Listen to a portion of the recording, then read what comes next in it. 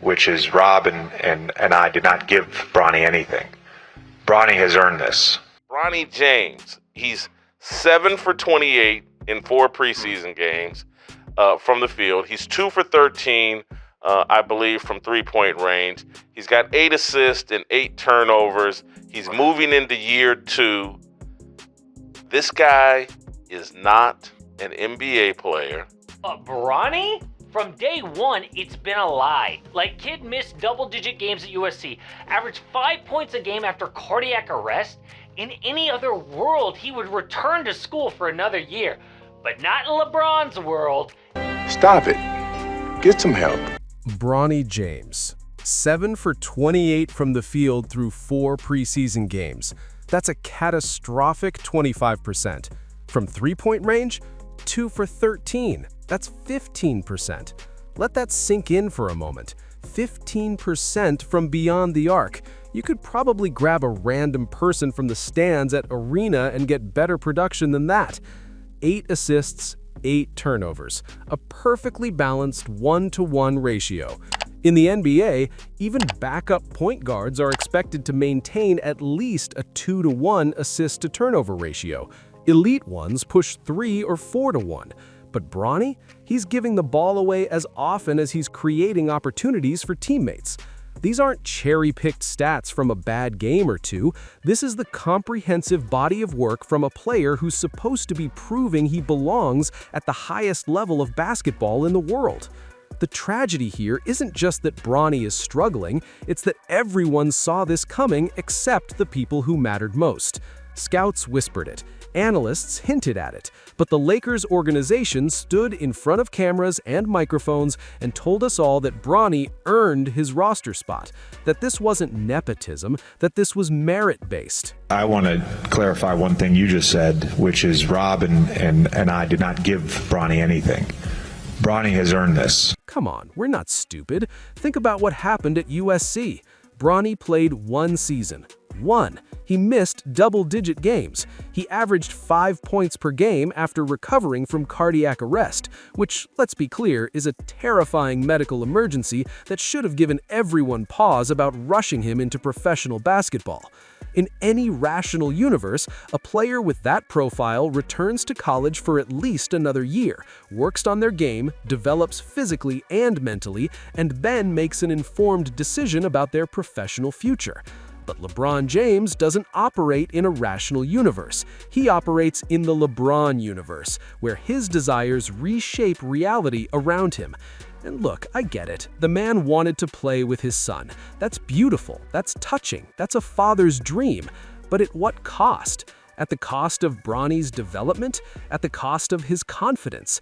At the cost of his reputation before his career even truly begins? The film study reveals even more troubling patterns. Bronny's effort level off the ball is inconsistent at best, non-existent at worst. In transition, he's jogging back while his teammates are sprinting.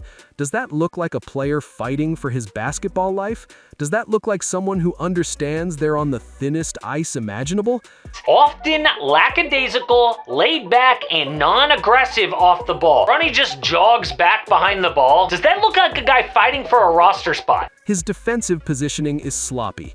On the very first defensive possession of the preseason, his back was turned as the ball crossed half court. Unfocused, unprepared, a step behind the action. For a player whose entire value proposition is supposed to be 3-and-D, a catch-and-shoot threat who can guard multiple positions, being caught with your back turned on defense is basketball malpractice. First defensive possession of the preseason should be hyped, but look how his back is turned as the ball crosses half court. Unfocused! And here's the kicker. Bronny is listed generously at 6'2", but that's in shoes. Without them, we're looking at 6 foot, maybe 6'1". In the modern NBA, where positionless basketball requires versatility and switchability, how exactly is a 6'1" guard who shoots 15% from 3 and plays inconsistent defense supposed to guard positions 1 through 3? How is that physically possible?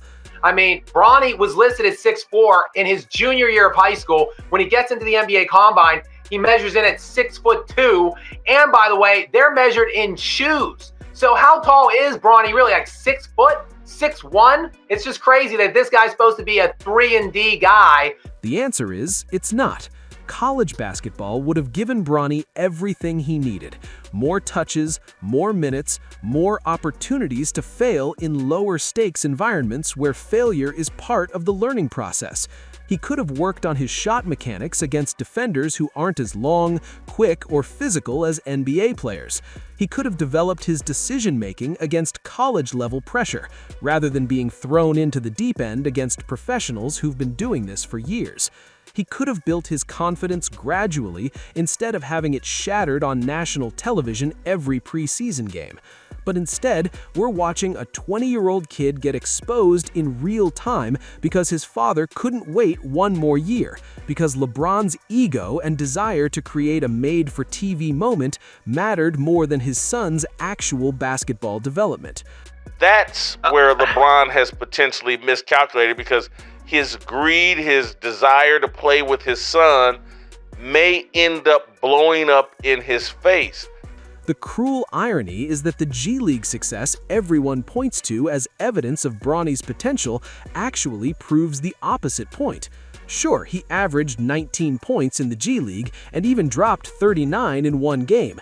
That sounds impressive until you understand the context. NBA teams generally want role players from the G League. Their big-time scorer is already on the NBA roster making a huge contract. Probably none of them have done a thing in the NBA. So Bronny's G League success is not some guarantee. G League stats rarely translate to NBA success. The last 20-plus G League MVPs have done virtually nothing in the NBA.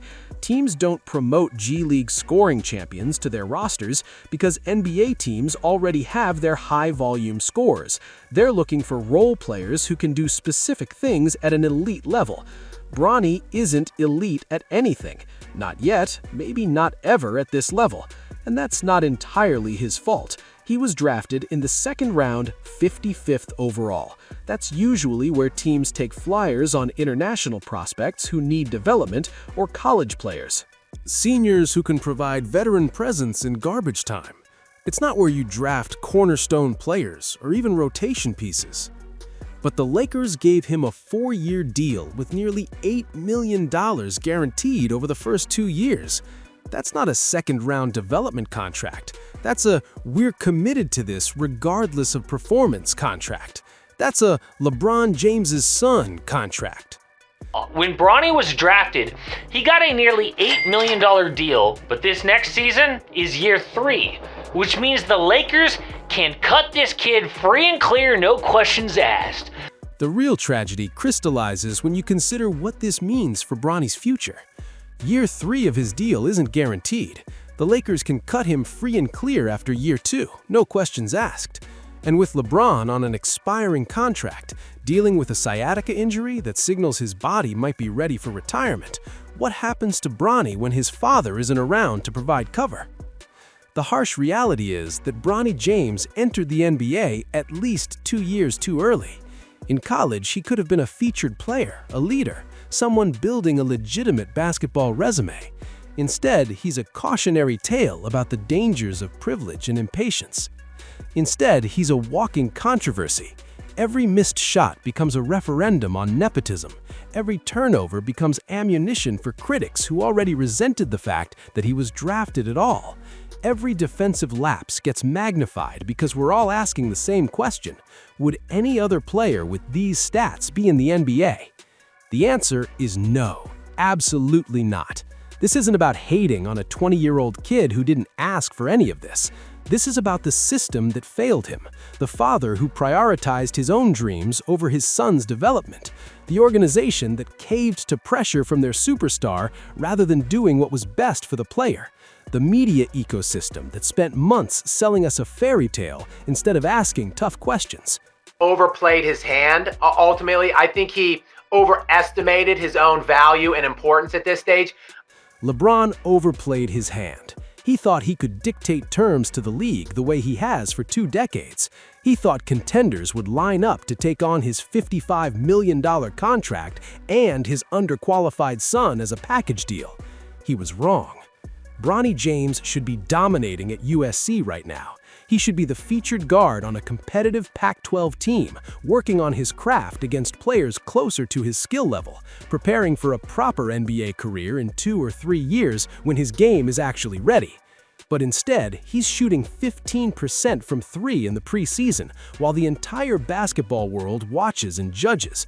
His confidence is being destroyed in real time. His reputation is being built on failure rather than success. And when the Lakers inevitably move on from him after year 2, the narrative will be that he couldn't hack it at the highest level. But the truth is simpler and sadder. He was never given a real chance to succeed because he was never supposed to be here this soon. College basketball wasn't just an option for Bronny James. It was the only logical path forward. It would have given him time, space, and opportunities to become the player he might still become. But we'll never know now. That door's closed. The only question left is whether Bronny can salvage something from this mess, or whether we're watching the beginning of the end before his career ever truly began. The saddest part? Everyone knew this would happen. Everyone except the people who had the power to stop it. And now, a young man's basketball future hangs in the balance, not because of his talent or his effort, but because his father couldn't wait 1 more year, because a legacy meant more than a career, because the story mattered more than the reality. Bronny James should have stayed in college, and deep down, everyone involved knows it. They just won't admit it.